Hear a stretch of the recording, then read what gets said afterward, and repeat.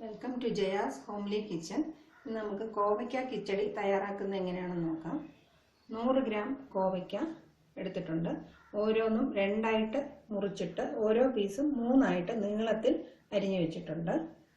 കുറച്ച് കറിവേപ്പില, പകുതി പച്ചമുളക് നീളത്തിൽ അരിഞ്ഞത്, 2 വറ്റൽമുളക്, 1/2 ടീസ്പൂൺ ജീരകം, 1/2 ടീസ്പൂൺ കടുക്, 1/2 ടീസ്പൂൺ താളിക്കാനും 1/2 ടീസ്പൂൺ അരയ്ക്കാനുമാണ്.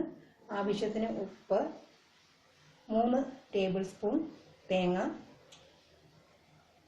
2 ടീസ്പൂൺ വെളിച്ചെണ്ണ, 4 ടേബിൾ സ്പൂൺ നല്ല കട്ട പുളിയില്ലാത്ത തൈര്. തേങ്ങയും ജീരകവും എടുത്തു വെച്ചിട്ടുള്ള പകുതി കടുകും ചേർത്ത് നന്നായിട്ട് അരച്ചെടുക്കണം. പാൻ ചൂടാകുമ്പോൾ എണ്ണ ഒഴിച്ചു കൊടുക്കണം.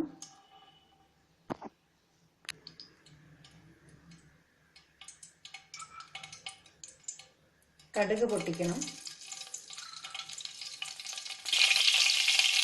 പച്ചമുളകും കറിവേപ്പിലയും വറ്റൽമുളകും ഇട്ട് കൊടുക്കുക. ഇതിൽ കോവയ്ക്കയും കൂടി ചേർത്ത് കൊടുക്കണം. കോവയ്ക്ക ഉപ്പും കൂടി ചേർത്ത് നന്നായിട്ട് റോസ്റ്റ് ചെയ്തെടുക്കണം.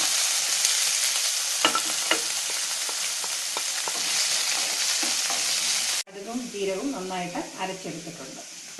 കോവയ്ക്ക നല്ല ക്രിസ്പി ആയിട്ട് മൊരിഞ്ഞ് വന്നിട്ടുണ്ട്. ഇനി ഫ്ലെയിം കുറച്ചിട്ട് ഈ അരപ്പ് ചേർത്ത് കൊടുക്കാം.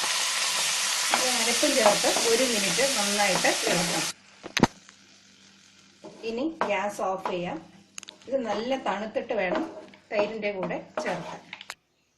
കോവയ്ക്ക നന്നായിട്ട് തണുത്ത് കഴിയുമ്പോൾ എടുത്തു വെച്ചിരിക്കുന്ന തൈരും കൂടെ ഒന്ന് അടിച്ച് ചേർത്ത് കൊടുക്കുക.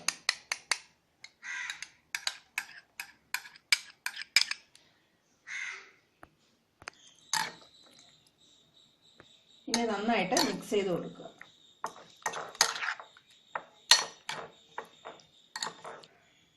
കോവയ്ക്ക കിച്ചടി തയ്യാറായി കഴിഞ്ഞു. Thank you for watching my video.